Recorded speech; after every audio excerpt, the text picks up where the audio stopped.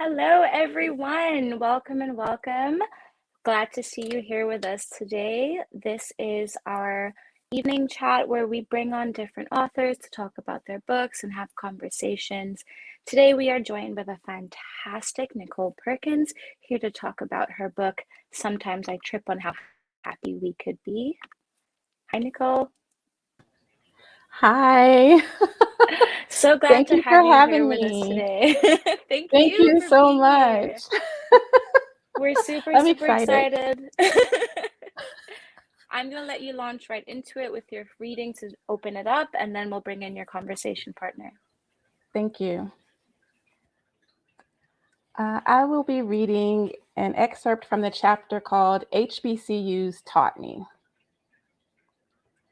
Every October in my childhood, until I could finally say no in high school, there was a Saturday morning Mama made us get up early.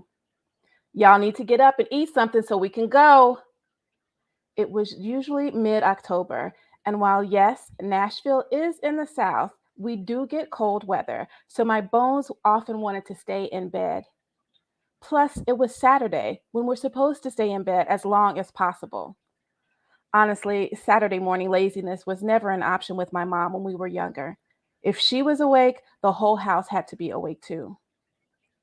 On these brisk mid-October Saturdays, Mama would bundle us up and we'd walk through the alley behind our house to Jefferson Street, a historic stretch of road, in Nashville, but specifically Black Nashville. We weren't the only people making our way out of our homes too early on a weekend morning. People were decked out in reflex blue Scullies, bombers, sweatshirts, scarves, gloves, tennis shoes, boots, and everything else. Reflex blue is a rich indigo blue, the blue of Tennessee State University, and homecoming weekend is incomplete without the Saturday morning parade down Jefferson Street. It technically begins at 9 a.m., but you have to get up early to get a good spot. Generations of Black families stretch up and down the length of historic North Nashville, standing in front of Fisk University, a ball toss away from Meharry Medical College, and along the exterior streets of TSU itself, cheering and waving at the band, the homecoming court, dancers, athletes, and everyone else with the privilege of marching or riding in cars and floats. The full crowds on the sidewalks or perched in lawn chairs in parking lots never push or shove. Strangers lift your baby girl or boy up so they can see better. And there's always a collection of hustlers selling food and trinkets, which is why Mama insisted we eat before we came out. She was not buying anything, so we knew not to ask. For most of my childhood, I was surrounded by this kind of Black community. Even though my parents never graduated from college, we went to TSU football games. Nashville is a college town, but I honestly have no idea what Vanderbilt or Belmont or Lipscomb, the predominantly white universities, do for homecoming, if they even have such a celebration. It doesn't even matter if no one in your family went to TSU. If you are Black and raised in Nashville, you own some TSU Tigers gear and have been to at least one event on campus. Fisk and Meharry get a lot of love too, but they don't have a marching band that participates in the extremely important Battle of the Bands, an incredible showcase of Black college bands and our excuse to travel to Atlanta and dress to kill. Thank you.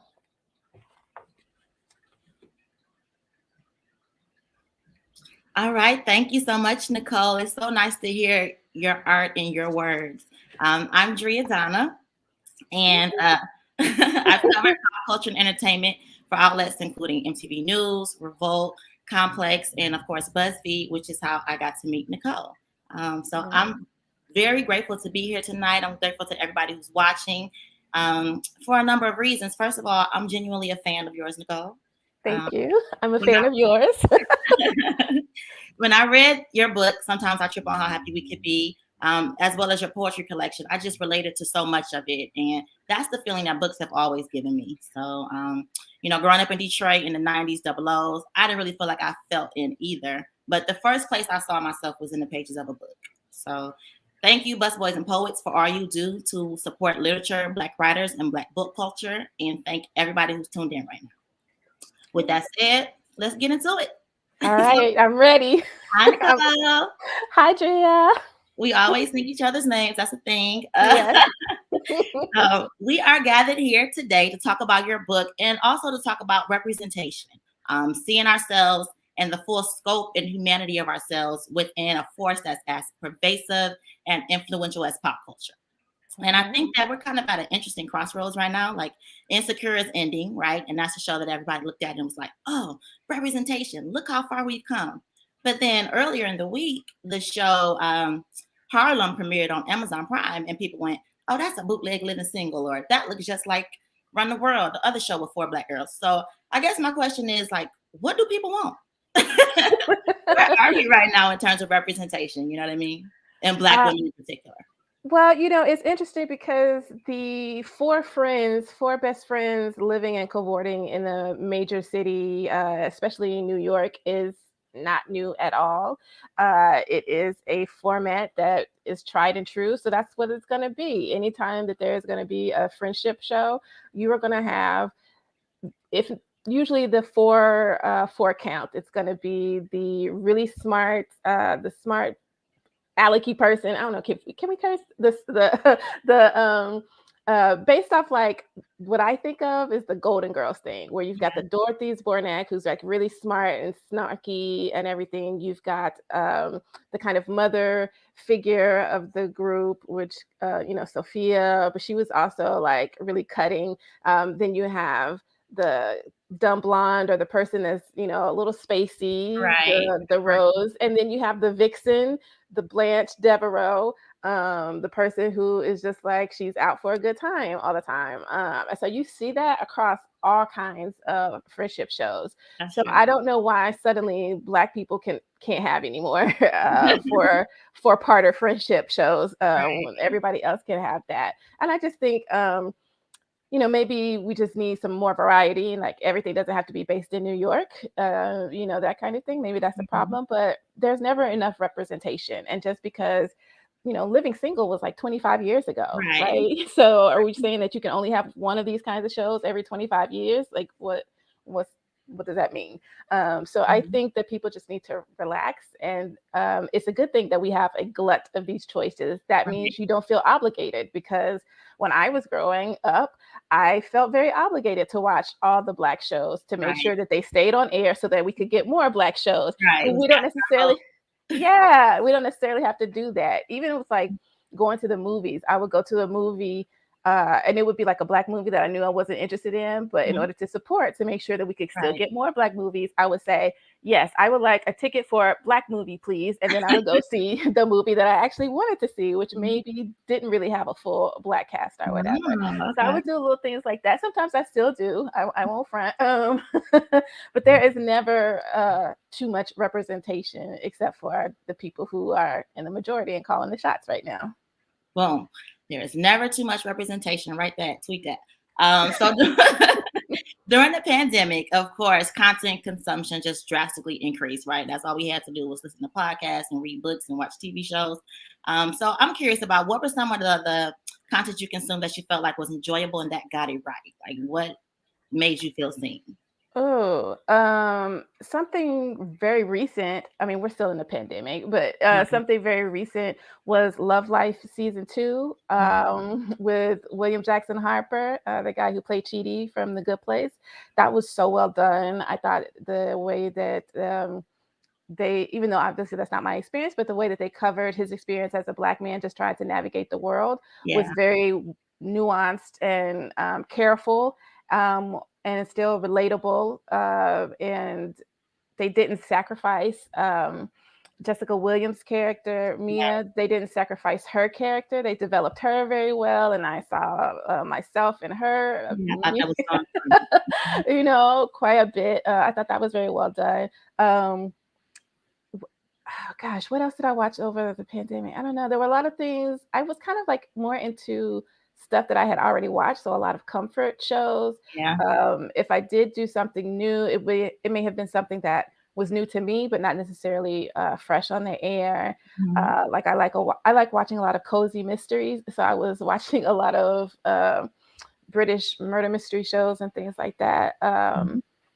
that kind of stuff. I don't know. Did that answer? I don't know if that answers your No, question. you did. And we're going to talk about your comfort viewing later on. It's something that you mentioned in the book. For me, over the past year or so, the proliferation of female rappers has been really inspiring.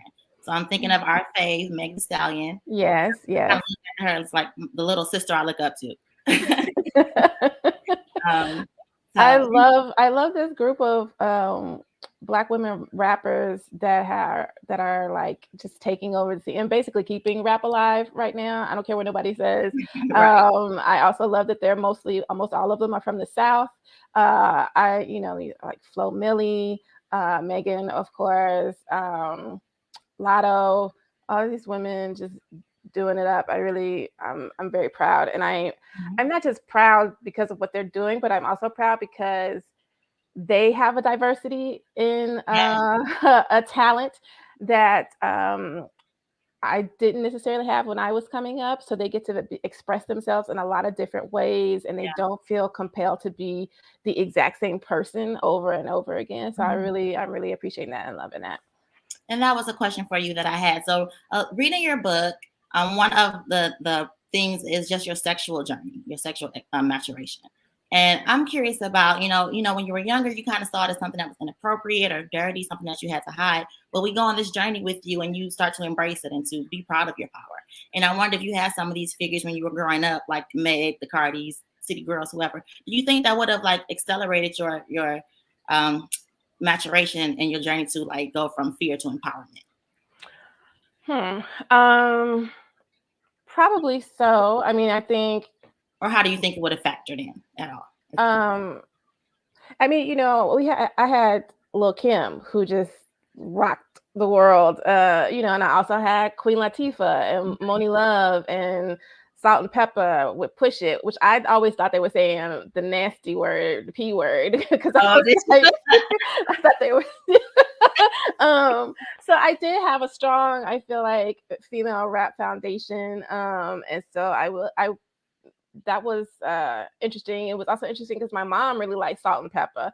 So I was like, okay, and they were very sexual, and my mom was okay with that to a certain extent. But I don't know that they necessarily would have accelerated or shifted me in any way. I think it I don't think I would have been bolder in my attire or anything like that. But I think I still would have just been like, okay, I can be upfront. It's all right. I can say this. This is my theme song, that kind of thing. It would have been like that. Got you. So we kind of talked about the present. So let's go back and let's really dig into your book. You contextualize the role of pop culture in your coming of age journey. And so let's talk about the chapter Kermit the Frog. You mentioned connecting with Miss Piggy early on. Would you say she's like the earliest figure in media that you identify with? Yeah, because she was a little bossy, and she was always trying to get her props, get her credit. And as a middle child, I think that appealed to me. Right. And she was just she was assertive in a way that I wanted to be, and people told me I was, but I didn't believe that I was. So I really latched on to Miss Piggy because she was just so bold, and she wanted to be treated like a lady, but she would also kick ass, that kind of thing. And I just really liked all the dichotomies that she seemed to have as this puppet. But I really liked Miss Piggy. For me, I would say like the earliest figure I identify with was Belle from Beauty and the Beast. Like, oh, really? Yeah, I was like, this girl does not fit in. She just want to read her books and mind her business so she could go somewhere else. I was like, I see you. I love that. So as we got older, of course, we moved away from the cartoons and Muppets. Right. But most of what we were served in the 80s, 90s, double O's was like, if there was a Black girl in a crew, there was one. There was only one. And I didn't all the way identify with her, but like you were saying earlier, she was the one. So I was like, I had to rock with. Like, to give an example, like the Spice Girls, right? I felt like a traitor. I was like, I gotta rock with Scary because she the only one, but like I like Sporty. She can sing. I like her style. Like I felt like I was, a traitor. I was like with Scary Spice, I was already just kind of like, why are you doing like this? Why she had to be the scary one? That kind of Right, thing. that And I was too. just like, that's a little suspect. And like Spice Girls was a little by the time Spice Girls rocked the world, I was already an adult and kind of like leaving girl band stuff behind. So I don't have the same like connection to Spice Girls, but I understand what you mean, because like we would see these, just the one girl in the friend group and on these white shows, and her hair would be messed up all the time, or like I mean, like when I say messed up, I mean it was very clear that nobody in hair and makeup knew how to do her hair and makeup. Think about like Lisa Turtle, poor Lisa Yes, Turtle. right. And she was always like, everybody else had their little love triangles and crushes and something like that. But like Lisa from Saved by the Bell, she would get the scrubs, or she would get the dude that, was annoying and nobody really wanted. And his having a crush on her was a joke, like this kind of thing. And it's just like, why is it so funny for him to like this girl, this black girl? And two, why is it that he's the guy that she's supposed to be with, when everybody else gets the handsome, smart, jock kind of guy, and she's supposed to get the nerd. So you know what? I felt like that when I watched Bridgerton. I'll just be honest. I was like, does anybody else not see this loud contrast? Like Daphne was just like, I'm gonna will the Duke into wanting me, like we fell in love. Meanwhile, the black girl Marina, they had her lying, scheming, covering up a pregnancy. She got sold off like property at the end. I was like, y'all don't see how loud this is? So yes, it's bothering me. But I guess to that point, did you ever think about the girls who were like the only one, the one who made it in? Like, what traits did they share, or like what was it about them that you think made them palatable? And did you ever try to emulate them in real life? That's a good question. I don't think I ever tried to imitate them, because I've always had black friends. I've never there were spaces where I was the only one, and when I was younger, and they would put you in the advanced classes, or move you around and stuff like that, and I was often the only one. I would be the only black girl, and maybe there was a black boy with me, and that would be it. We would, they would make sure they had one of each, and then that was it. And I would have, white friends, but I was always with my black friends on the schoolyard or on the bus, or, when I got older in high school, I was always still like with the black folks. So I never really thought about like trying to infiltrate like the white friend group so that I could be the only one, because it didn't feel good. Like when I was younger and I was the only one, it didn't feel good. And I already peeped the way that like I was questioned, even while they like took advantage of me. They'd be copying my homework and then asking me, well, how did you get in this class? Like, okay, but you're trying to use, clearly there's some reason, because you're writing my answers on your paper. So I already peeped all that very early. And I think it kind of spoiled me on trying to like be the only one. And even when I got older and I had, was working and stuff like that, and there may have been places where I was the only one, it didn't feel good. It didn't make me feel special. So I never really wanted that. But I think the part of the reason why there were those kind of configurations with just the one friend is because so many of these high school shows took place in the suburbs and in like, these very like upper middle class environments. And at that time, it's not because there was a lack of black people in those same classes. It was just that America could not wrap its mind around the fact that there was a black upper class or black upper middle class or anything like that. Because even when the Cosby Show aired, I remember how people would be like, a black doctor and a black lawyer, that's impossible. That doesn't exist. So clearly it does, and it did. That kind of thing. So I think people just were like, no one can suspend their disbelief enough to believe that there are black people in the upper class. Yes, until something, unless they're somebody from the streets or from the hood, is adopted into that, like Different Right, like Strokes Fresh Prince. or Fresh Prince, right? Yeah. And then we can see how Mm, that happened. that's funny. Yeah, so I want to continue going down this road. You mentioned in one of your chapters the women, which was about women who were pivotal to you in your formative years. You used to watch like those Brat Pack films with your big sister Izzy. Films like The 16 Candles, The Breakfast Clubs, that really idealize the high school experience. And when I look at those films, like white girls be hooking up, they be having sex, they don't have to ask for permission, to go on dates, and nobody tells them like, don't get pregnant or don't be fast. So I'm wondering, when and how did you realize that fast was a thing for us and not women of other races?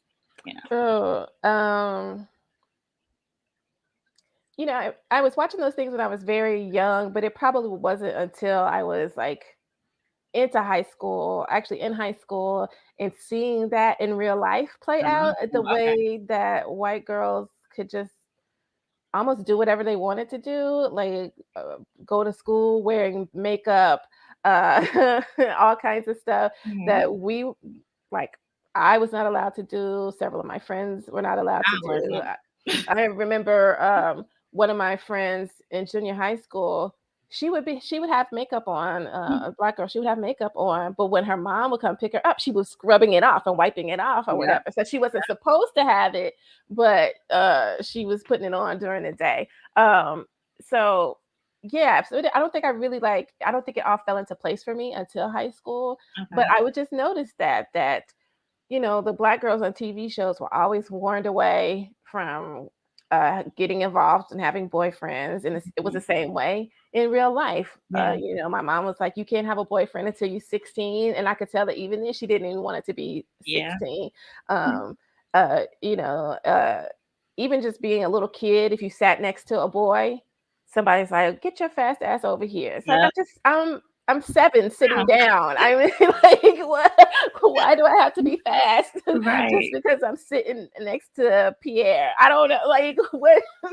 Our bodies are just policed so early on. Yeah. And I know what it is. It's an overcorrection.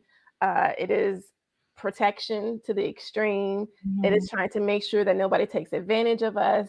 But parents and adults don't know how to explain that. So they just blame us for that kind of stuff. And they're trying to fight stereotypes, and they're also trying to protect us when we're out in public and white people see us, because like, not just with the fast thing, but like black parents are just like, be still, don't move, don't do too much movement when we get into the store, that kind of thing, because they know that there's some white person that's going to be like, why are they moving so much, why are they laughing so much, why are they like any like exuberant expression, white people become suspicious and try to, like, I don't know, whatever. But so I think that, all of that trying to keep us out of trouble was a response to constant harassment and racism, and it weighs heavy on you as a child, as a black girl. When you're just like, I'm just sitting here, like, why? Just trying to be. Yeah. So that's another thing, in those films, the nerdy girl gets the jock, and then she gets to be prom queen, and she don't have to wear a bonnet when she go to sleep. It's never like a cautionary tale, like you were saying. Happy. And you wrote, and it was just a line that really stood out for me. You said, images of white girls in love came easy, but everywhere I turned, black girls were warned. And so, just if you can speak to what message that sends, consciously or subconsciously, how did that disparity make you feel? And I feel like so much of our art that we have today is still the same. Like, we see the shenanigans, we see like the pain points in relationships. We don't really see Eves or black women, just getting to be happy and love as often, I would say. Yeah. It makes you feel like you're not allowed love, or love is not for you. You're not allowed to have love, excuse me, unless it is within a very specific set of parameters. And those parameters are just like, everybody has to be in love, and he has to be willing to go without any kind of fooling around, like don't fool around, put him on lockdown and like, that kind of thing for a certain amount of time so he can prove himself and you can prove yourself. And then, then you have to get married before you can enjoy love, before whatever love happens. And that's, I'm not going to say that's wrong, but I just don't think that that is a good fit for everybody, for a lot of people, and that we should see, again, a variety of love, and that love it's not always between a man and a woman. Love is not always confined to marriage. Love is not always just between two people. There are many different ways that love can form. So we need to see that. And I think, a lot of these shows today, like Insecure and Harlem and 20s, what else is out there? Oh, there's a couple more. It's a few. Yeah. Are showing the different ways that we are finding love or rejecting it. Some people just flat out don't want love, and that's cool too. But I think it's important that we see what the options can look like. And that really wasn't. It doesn't have to be like the right way to do this. Exactly. We don't have to be qualified. Right. Exactly. And we don't have to find love after suffering. Like you don't have to, like, I don't know, be put through hell and then and then you get the reward. Like that's not necessary. You don't need to suffer. I appreciate it right now. I don't need to suffer anymore. Right. So let's talk about a show that you write about in your book that did give you a representation of love that you were interested in and that you are inspired by, and that show would be Frasier. I always get I'm not embarrassed, but I know it just seems really silly because Frasier, nobody thinks about Frasier in that way. And I love Frasier. I love the show Frasier, but it's mostly because of his brother Niles, and that relationship between Niles and Daphne really moved me on many levels, because I saw like a kind of a persistence that wasn't stalking in the way that I saw in like 80s movies. Because like a lot of those movies from the 80s, somebody's being persistent, but they're pretty much stalking that person and like being really creepy. And we were told that was love. And doing up gestures, you're where the person. And Niles Crane definitely crossed some boundaries sometimes with the way that he showed his affection and jealousy. But I like the way, again, that he was willing to recognize, okay, our relationships, we're in these relationships, or this not going to work right now, so I'll just have to love you from afar. And he was cool with that. And then when he got the chance, he was able to move forward. But I also just really liked the way that he considered her a goddess. And he just really longed for her. Yes. He and once he realized that keeping her on that pedestal was very dangerous to her mental health and the status of their relationship once they got together, he changed. And so I like that he was able to adapt. Like once he realized there was a problem, or someone told him there was a problem, he was able to adapt and make changes. And so I like that. I like the longing. I like the communication. I like the desire, the passion that he exhibited. So that's what I am looking for. I want like the enthusiasm, the consistency. I want the passion. I want the dedication. I want the loyalty. I want all of that, all the gooey stuff. I want it. I love that. And it's not cheesy or corny. You don't have to feel no way about how you feel, and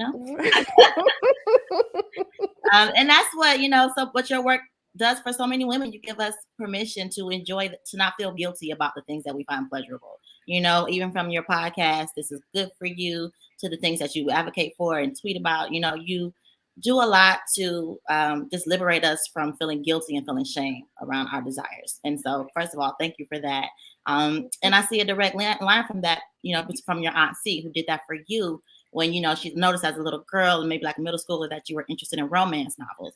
something that people have decided is trashy or whatever. But she didn't, shame you for that. She actually poured into you and helped you to explore that and gave you permission to, dig into the things that you like and find enjoyable. So I just wonder, you know, is that something you intentionally do in your work? Is just try to liberate us from those guilty pleasures, or, and how did we get socialized to think that our desires are frivolous or bad? Yeah, so absolutely. I absolutely try to make sure that women, especially Black women, are able to give voice to what they want, and, to recognize that they have choices and how they express their desire. This is, and when people see me and they think I'm being very bold and upfront and direct, and I am to a certain extent, but that doesn't mean I want you to necessarily emulate or imitate me. I want you to find the best path for you and how you can express what you want. Because, I'm not saying you have to go on Twitter and tweet your every thirsty thought or whatever, as much as I would appreciate seeing that. You don't have to do that, because that is, your private life or whatever. You don't necessarily have to make your private life public or anything like that. I'm just saying that you can be clear about what you want. And if someone tells you that you saying, yes, I want this is a problem, then you don't need to be with that person, because then they just want to be able to tell you what you want, and nobody can tell you what you want but you. So I just feel like you should be able to express your own mind as freely as possible. And I want other women to be able to do that, because it can be, um, diminishing in your spirit and in your mental health to be like, I can't express myself. I'm not able to talk about my desires. And desires doesn't necessarily always mean anything of a sexual or romantic nature. Like, it's just, you could say that you want to change careers and start a new career, and somebody is like, what? No, you're good. This is all you need to be doing. I don't think, and you have to examine why they tell you, no, you can't do these things, or why, no, they can't, what you want is not good. Because often they just don't want you to, I don't know, rise above them in stature or be happier than they are, or things like that. So you just have to be careful about that. But yes, it is definitely a part of my life's mission to make sure that other women feel comfortable expressing themselves in whatever it is that they do and want. And what was the second part of your question? Well, you kind of went down a path that I want to continue on. So let's pick up to that. I think part of that includes telling the truth, even when it might not paint you in the best light. And so I'm curious about the chapter. You probably know where I'm going. Scandalous. Yes. About being the other woman, right? I think one of the things that was interesting to me about it, first of all, we really don't see the other woman's side. But when you sit down to write something like that, it takes a lot of courage and vulnerability. And so, yes, you are used to expressing yourself, in various forms. But was this particularly challenging? Did you kind of have to, did you wrestle with whether to put this all out there like that, Yeah, I did. It was challenging, because this is something that's happened almost 20 years ago. And I was like, why do I still want to talk about this or think about it? And honestly, I think writing the chapter and putting it in the book helped me feel like, okay, I'm done with this now. And I don't I think it's okay. Yeah. Which is not to say that I was dwelling on it and just sitting in that part of my life. But it affected me. It was something that I did that was, a very selfish decision. Because that's the thing. Like, I was informed of all the facts that I needed to have, and I still made a choice. But I was not the only person who made a choice. And that is part of why I want to admit my mistakes and hold myself accountable. Because when you are the other woman and you make the choice to do that, it's not always about because you want to ruin somebody's home, or you're just being sensational and you're just trying to be, a bad bitch or anything like that. Like, sometimes other women are hurting too. The other woman is hurting. The other woman is trying to find a place, or, something like that. There are a lot of other reasons, plenty of reasons that women make a decision to be the side chick, so to speak. And I wanted to show me making mistakes or bad decisions, or like I said, selfish decisions, because I didn't want the book to just be about the things that were done to me or the things that I was responding to. I wanted to talk about the things where I had control, and I took control of my life in a particular way. And sometimes it turned out well, and sometimes it did not turn out well. So I wanted to show all of that so that people could see that that's what life is. Like nothing is just always good and bad, and there's like all these shades of gray, and you got to mix all this stuff up. And if you just take what you need from the experience, move and grow, that's what really matters, in all of that. So you can make mistakes as long as you learn from those mistakes. You should, your life should get better, I guess. Like, maybe just be more fulfilling, I guess. So, and I want people to think about what the times when they were in control and they did something wrong, and like how that affected themselves and other people, and what they could but do. Also, wrong is subjective, It is subjective. It is subjective, because I was like, I don't want to keep saying that it's wrong, but it was, it's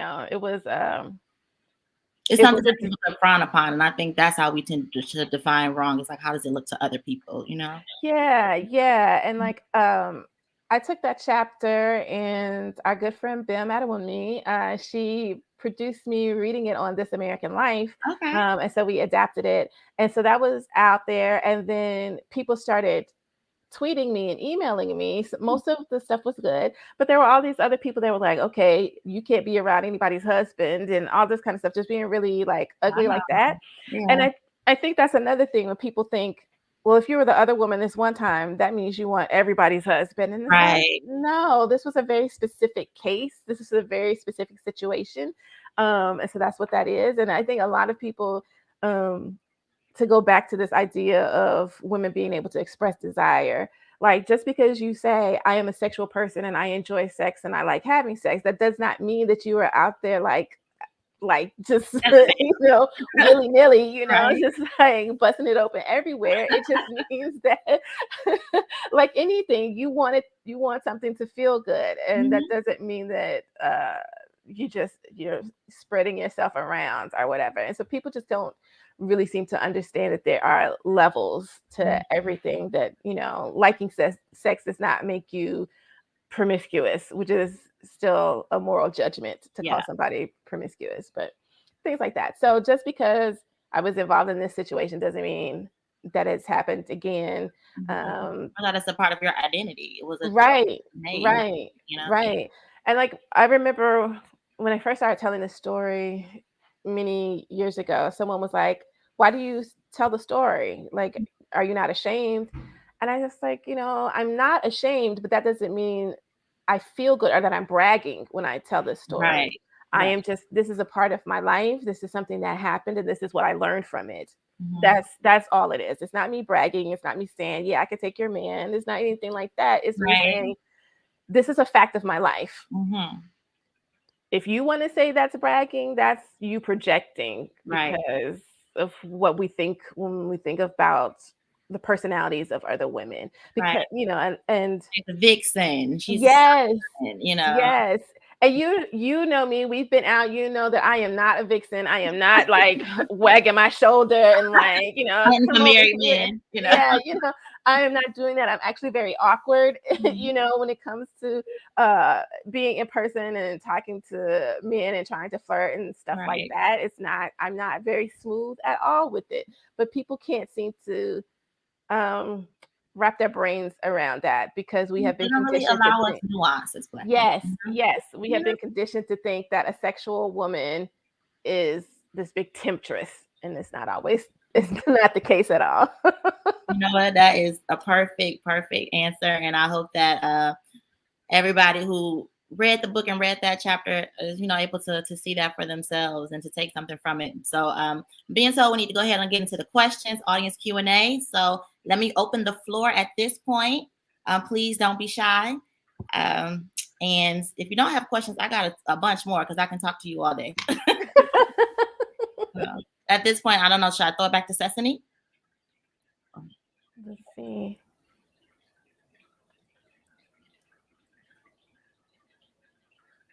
I don't know. Sesame?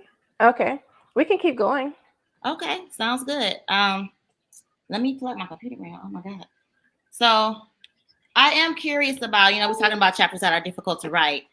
Prince, the Prince chapter, right? Like everybody knows that Prince is your favorite, somebody who you just really, really love. Like he's, formative to you. So how do you adequately pay tribute to somebody who has impacted you so much? How did you start to think about how do I, memorialize this feeling, Yeah, I just wanted to be honest, and I wanted to I just wanted to be as clear with it, because I don't know, he was so layered in his work and in the way that he expressed himself visually, physically, and all of that. And people, they like to make assumptions. If you're a type of person who likes Prince, that I've heard it all. Like, somebody asked me who was my favorite musician. I said Prince, and he was like, "Oh, so you're a freak." I was like, "Wait." Just off the bat. I mean, yeah, and it's like, okay, yes, but don't say it like Don't stereotype me. Yeah, Right. that kind of stuff. But I definitely wanted to pay homage to him. The title of the book is from the song "If I Was Your Girlfriend," off of his Sign of the Times album released in 1987, which is my favorite Prince album, and that is my favorite Prince song. And I wanted to, I always knew that I would have a Prince title, for at least one of my books. And I figured this would be it. I also feel like I'm probably going to sneak Prince into all of the rest of my books for the rest of my life, because he's just so influential in my life. But I just wanted to be honest and clear and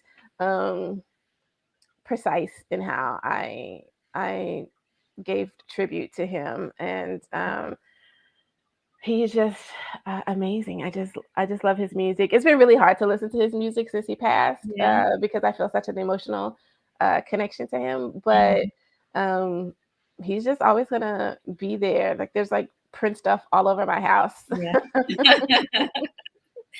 So we do have a question, and it is, what inspired your cover art? So we know what inspired the title on the cover, but I, not bragging, but I did get to see an early look at the cover. And when I saw it, I was like, yes, this is so Black girl. This is from me, like the nails, the peach, the the slip dress, the chain. Yeah. So I definitely felt represented as soon as I saw it. But let's talk about the cover art and even the tweaks and changes that you had to advocate for to make sure that it was representative. Yeah, so the cover artist is Adriana Bellet, Bellet, and her socials are at G's Vanilla, Jeez Vanilla, and she was amazing. And she sent a couple of different options in, and the first few didn't necessarily click for me, but when she sent this cover, the nails weren't like this, and I don't think it was a peach. I think it was a lemon. It was a lemon at first, but I was just like, "This is it," because there were still long nails, but they were a little. I think they were a little square or something like that, more square or something. And I was just like, "This is perfect," because I love my nails. I love going to get my nails done. I keep a manicure, but if you could make them coffin style, that would be great, because that's usually how I keep my nails when they're long. And I was like, can we do a peach? Because I'm Southern. I love peaches. Peaches are my favorite fruit. And I ultimately want like women to come away with a juicy life.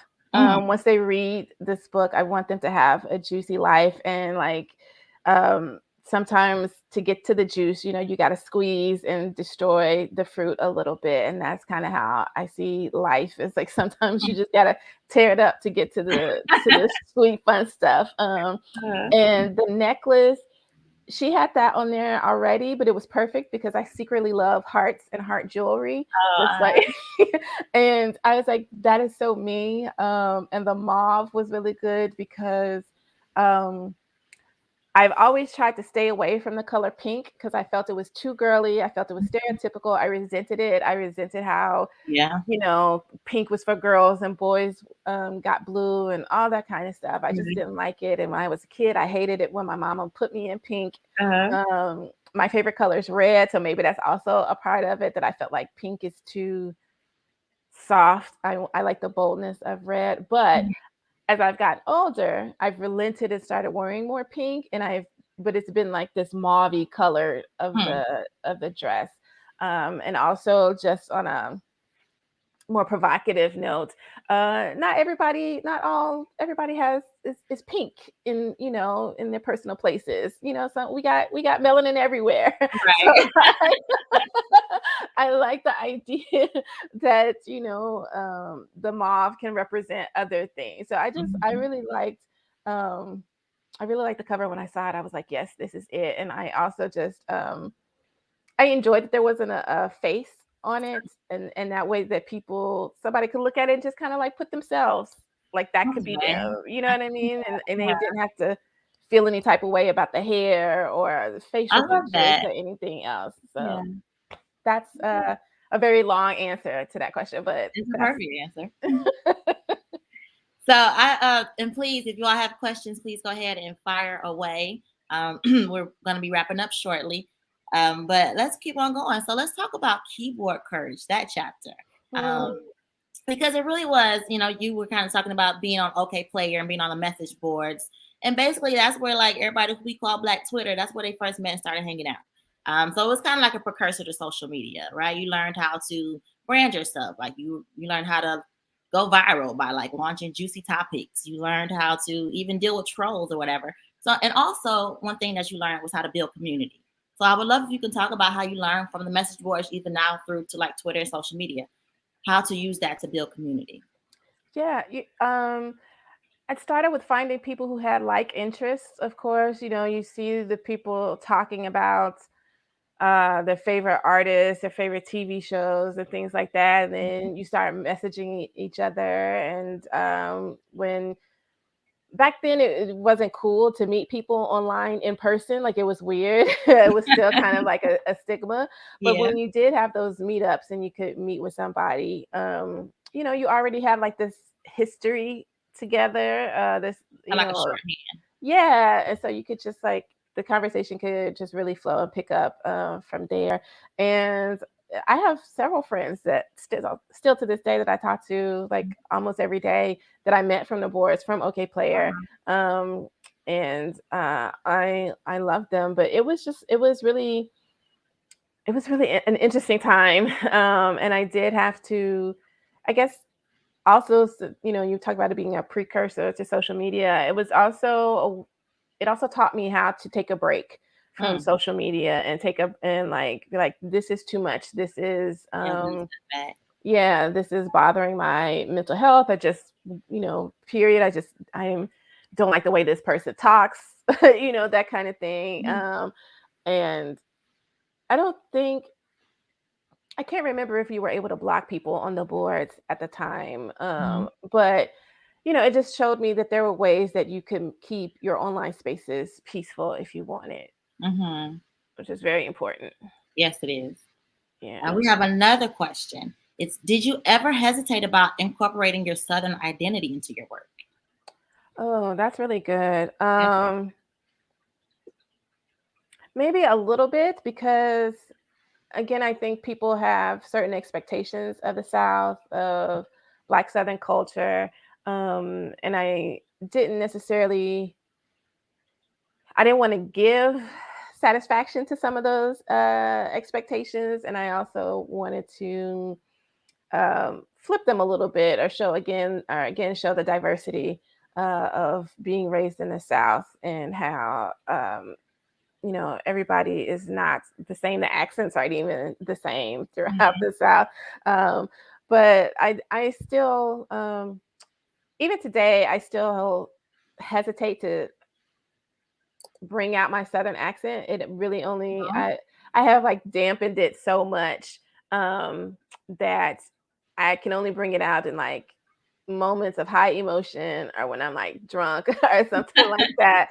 Or when I'm just like, I'm just like, or if I'm like too frazzled to think about code switching, just because of the ways people perceive Southern folks as either, not being smart or not being quick enough or sharp enough and things like that. And so when you add all those layers of being Southern, Black, and a woman, and the way people expect you to be, it can be a lot. And so I do sometimes. I don't want to say I hide it, because being Southern is something that I will let you know, like probably within the first 10 minutes of us meeting each other. But I definitely try my best to change people's ideas of what a Southern woman, a Southern person is. Yeah. I love that. And I get it. I want to ask you, when you say, you're going to write a memoir, I don't know how many people you've met who are like, my life is so interesting. They should write a book about me. They should write a movie about me. But what did you learn from the process of actually writing your memoir, from like your agents or from, the publisher, about what makes a life worth examining or what makes it literary? You know what I mean? And also with that, what makes it, something that you can package and that would appeal to an audience, Oh, that's a really good question. I had to figure out like what was the through line of my life beyond like myself, my presence, and pop culture. It's pop culture and sex, right? Like those are the main things that have always been a part of my life. And part of that is because my mom, she was addicted to television. We always had a TV going in the house. We always had the Black magazines. I mean, every Black magazine that launched, I think my mom would get a subscription to. So we would have that. And that was a good way that we supplemented what we were getting on TV, because we weren't always often on TV. Right. So that was very much, a part of my life. And so I'm like, okay, what can I do to connect pop culture to my life? And all the major events that you think about with your life, certain school things or your first crush or anything like that, were, I can't remember necessarily like the exact dates, but I can remember what I was watching. I can remember what the music I was listening to. Gotcha. So I took markers in time. so I took that. And I think every life is worth examining. So no, like you said, is every life literary? I don't know. Is it?